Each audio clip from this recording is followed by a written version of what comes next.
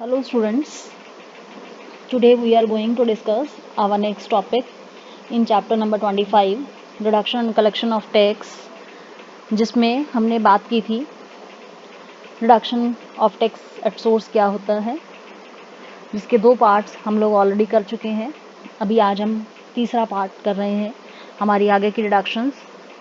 Part 1 में आपको total list के बारे में बताया गया, जिसमें reduction of tax at source कौन कौन से पॉइंट्स रहेंगे अंडर डिफरेंट सेक्शंस, जिसमें हमने एक पूरी लिस्ट को देखा।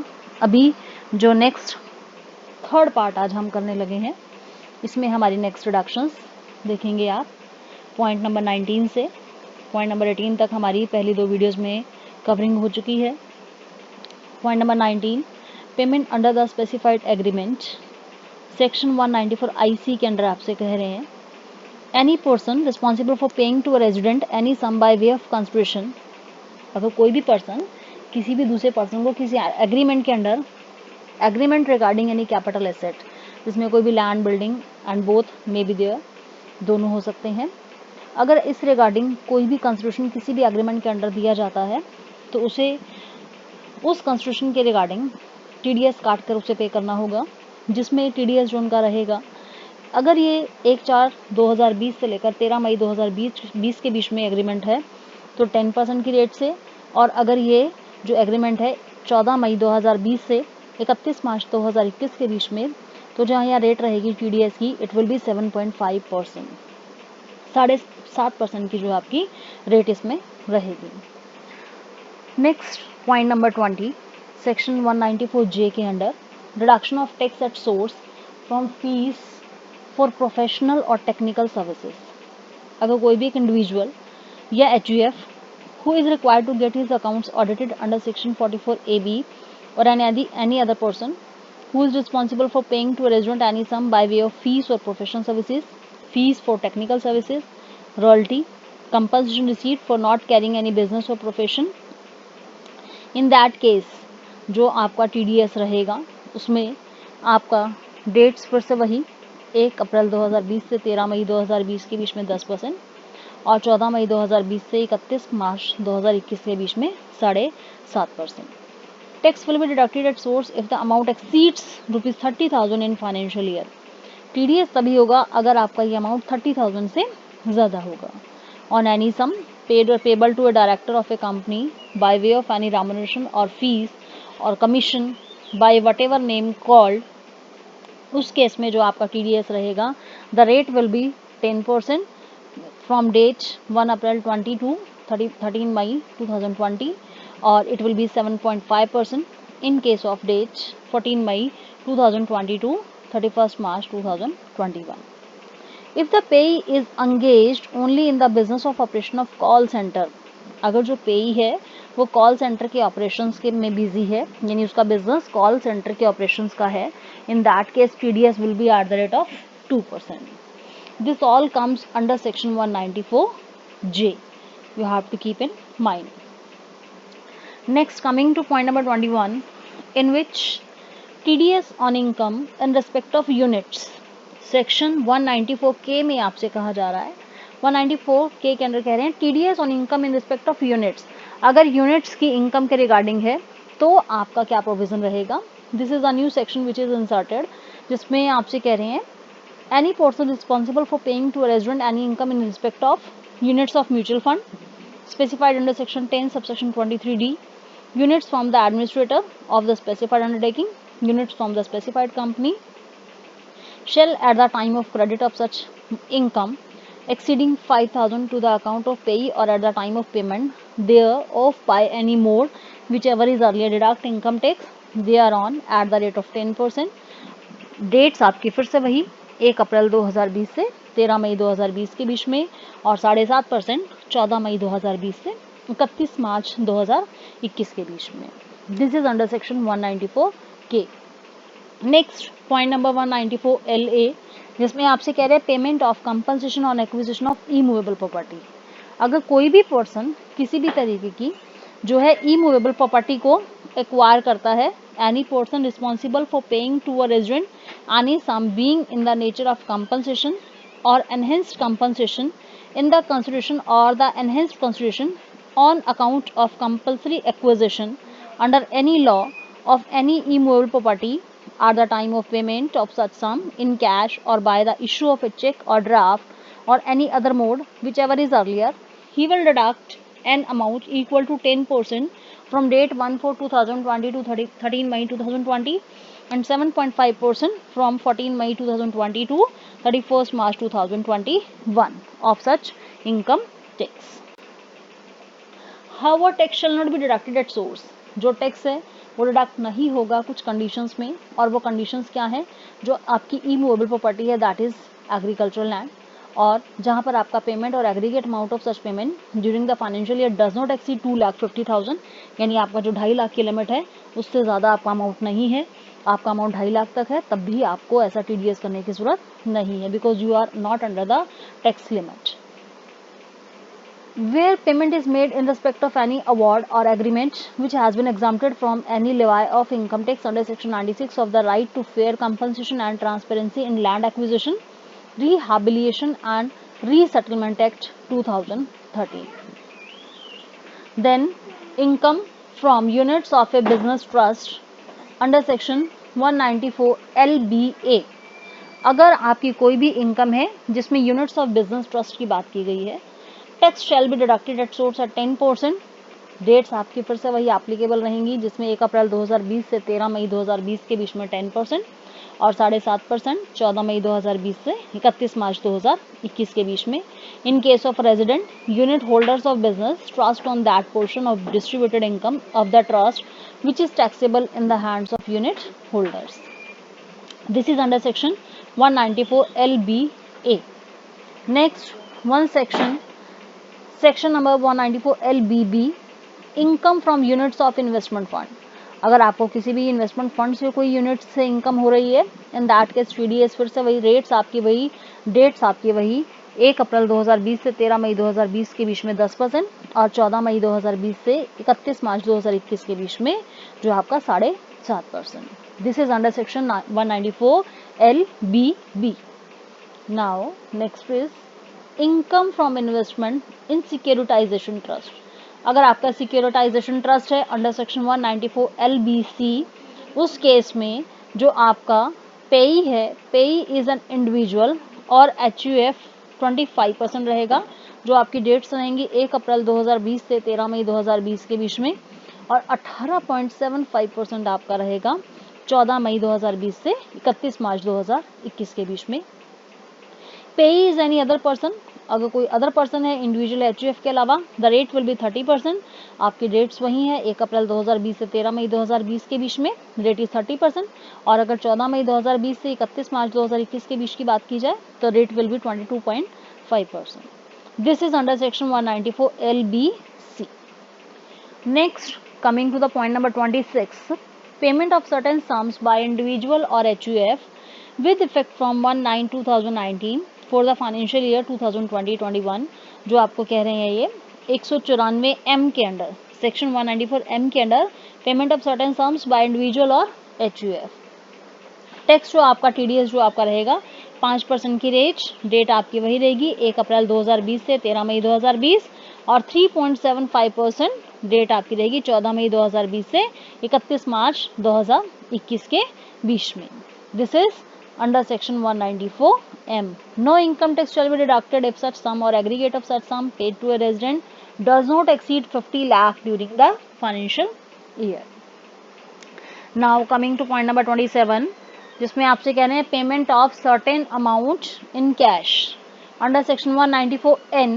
आपसे कह रहे हैं कि अगर आप कोई भी पेमेंट जो है कैश में करते हैं, payment of certain amount in cash, a banking company और cooperative society engaged in carrying on business of banking or a post office which is responsible for paying any sum or aggregate of sums in excess of 1 crore rupees in cash during the previous year to any person from one or more accounts maintained by it at the time of payment of such amount, deduct an amount equal to 2% of sum exceeding 1 crore rupees as income tax. However, the provision shall not apply to any payment.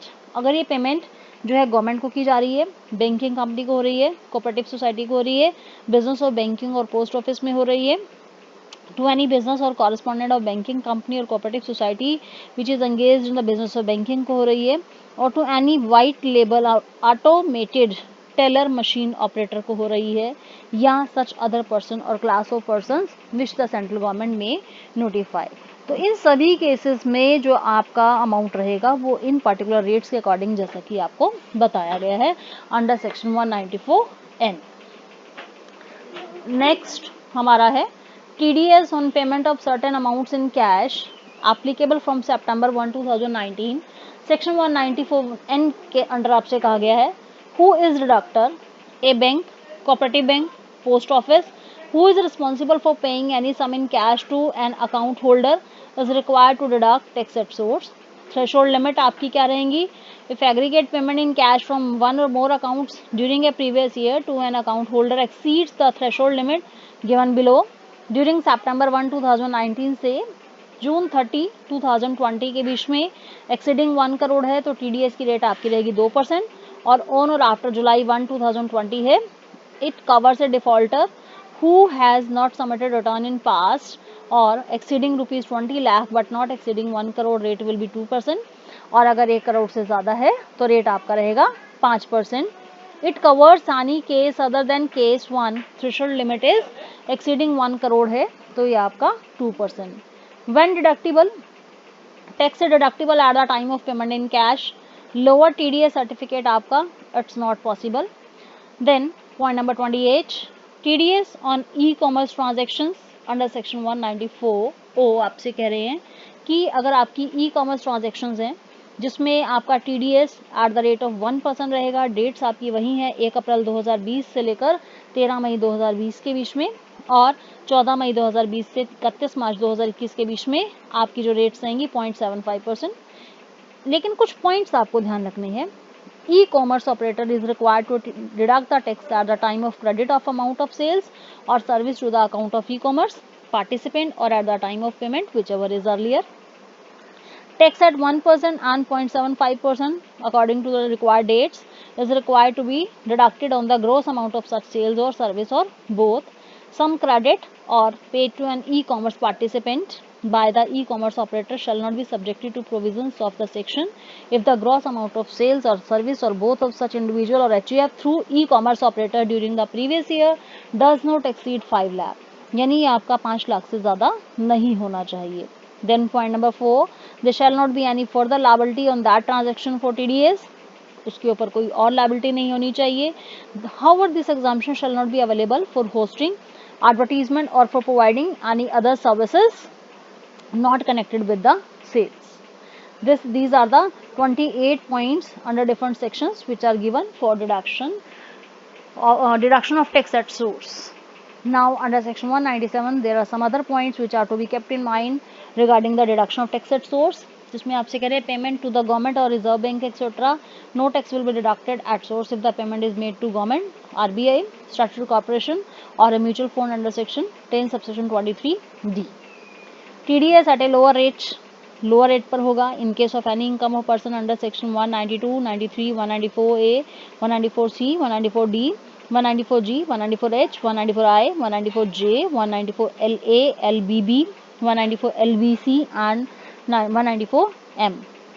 इसमें यहाँ पे assessing officer को एक application लिख सकते हैं और अगर असेसिंग ऑफिसर इससे सेटिस्फाइड है then he can give the instruction for that under section 197।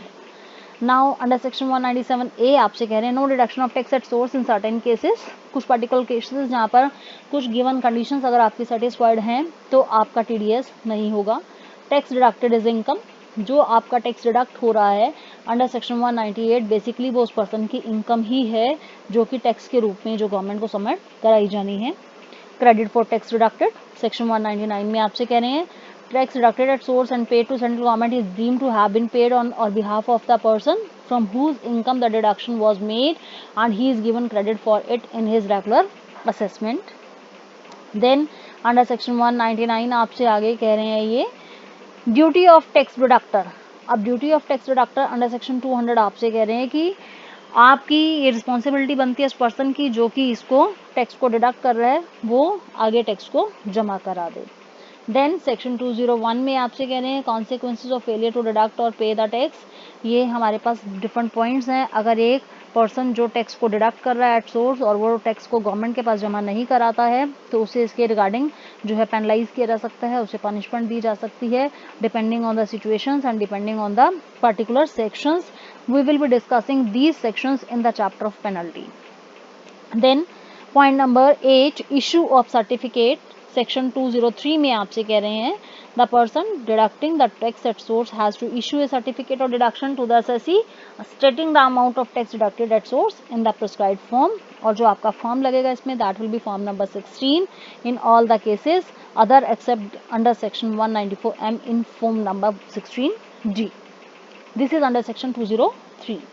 Now under section 203A, tax deduction and tax collection account number. Every person deducting tax or collecting tax at source who has not been allotted a tax deduction account number or tax collection account number shall apply in duplicate form under form number 49B, जिसमें which in within 1 month from the end of the month in which the tax was deducted or collected to the assessing officer। तो ये आपको form number 49B के under जो है मिल जाएगा। Annual information statement आपको देनी है रूल 114I के under. Principal director general of income tax और the director general of income tax systems और any person authorised by him under section 285BB of the tax Income Tax Act 1961 upload in the registered account of the assessee annual information statement in form number 26AS containing the information specifying in column 2 of the text of the table below। जो आपको table जैसे देखिए नीचे दी गई है जिसमें आपको बता रहे हैं serial number wise nature of information आपको बता रहे हैं। दो आपके पर्टिकुलर्स बने हुए हैं कॉलम आपके हैं जिसमें देखिए first point information relating to tax deducted or collected at source, information relating to specified financial transaction, information relating to payment of taxes, information relating to demand and refund, information relating to pending proceedings, information relating to completed proceedings। Form 26AS shall be substituted by the following form। ये form आपको नीचे दिया गया है, ये आप इस form से सब्सिट्यूट कर सकते हैं जिसमें form and account number, name, date of birth, Aadhaar number, mobile number, email address ये सब चीज़ें आपकी जो इसमें दी गई हैं। ये पार्ट ए है। पार्ट बी में नीचे आपका TDS, specified financial transaction, payment of taxes, demand and refund, then pending proceedings, completed proceedings, ये सभी आपकी इन्फॉर्मेशन इसमें अवेलेबल होनी चाहिए। Bar against direct demand from assessee where tax has been deducted at source, assessee shall not be liable to pay tax himself to the extent it has been deducted even the deductor has failed to pay it to the government। क्योंकि assessee की तरफ से tax जा चुका है, deductor ने उसे जमा नहीं कराया तो ये गलती डिडक्टर की है ना कि assessee की मानी जाएगी। Then due date of issue of the TDS certificate form number 16 annual up to 15th June, then form number 16A or 16D quarterly within 15 days from the due date of furnishing the statement of tax deducted at source under rule 31A। Then duplicate certificate issue होगा where TDS certificate is lost, the tax deductor may issue a duplicate certificate certifying it as a duplicate। Time limit for depositing the sum deducted at source, जो आपका rule 30 के under कह रहे हैं कि एक particular time limit होगी आपका जो टैक्स डिडक्टेड एट सोर्स हुआ है उसे जमा कराने की, जहां पर आपका tax deducted made by on behalf of the government है, where the tax is paid without the production of income tax challan on the same day, where tax is paid accompanied by an income tax challan within 7 days from the end of the month in which the tax is deducted, other deductions except under section 194M where the income or amount is credited or paid in month of March up to 30th April in case of other except 194M within 7 days from the end of the month in which the tax is deducted। Under section 194M within 30 days from the end of the month in which the deduction is made। So these are the particular time limits or the dates up to which you have to submit the tax deducted at source। Furnishing of return in respect of payment of interest to residents without deduction of tax, person responsible to furnish returns, banking company including a bank or banking institution, cooperative society which is engaged in business of banking, public company, इन सभी को जो है आप जो है एक return के साथ जो है फर्निश करनी पड़ेगी, आपको शो करनी पड़ेगी सेक्शन 206A के under. Requirement to furnish permanent account number, section 206AA में आपसे कह रहे हैं any person title to receive any sum और इनकम ऑन और अमाउंट और which tax is deducted at source shall furnish his PAN number to the deductor of tax at source. If he failed to do so, tax shall be deducted at the higher of the marginal of the following rates at the rate specified in the relevant section, at the rate or rates in force और at the rate of 20%. तो ये आपकी rates यहाँ बताई गई हैं. If the person fails to quote his PAN on form number 15G or 15H, it will be treated as invalid form and tax will be deducted at the rate mentioned in 2. If a person fails to quote his PAN on an application for grant a certificate for deduction of tax at a lower rate under section 197, no certificate shall be granted to him. Deductee shall furnish his PAN to the deductor.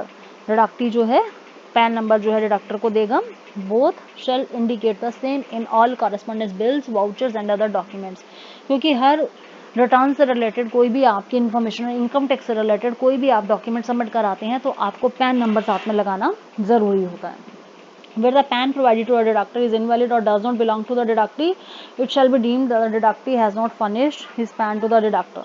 क्योंकि उस case में यही माना जाएगा कि जो pan number है वो डिपॉजिट नहीं किया गया. Levy of fee in certain cases where the tax deductor at source fails to deliver the prescribed statement to the prescribed authority regarding tax deduction within the prescribed time shall be liable to pay a fee of ₹200 for every day during which the failure continues. Amount of fee shall not exceed the amount of tax deductible at source or the amount of fee shall be paid before delivering the statement. This is all under section 234E के under आपको ऐसा कहा गया. And this is all about the deduction chapter, जिसमें जो इसका illustration related pending part रह गया है और टैक्स कलेक्शन एट सोर्स का पार्ट रह गया है, वो हम अपनी नेक्स्ट वीडियो में कंटिन्यू करेंगे. Thanks for watching the video.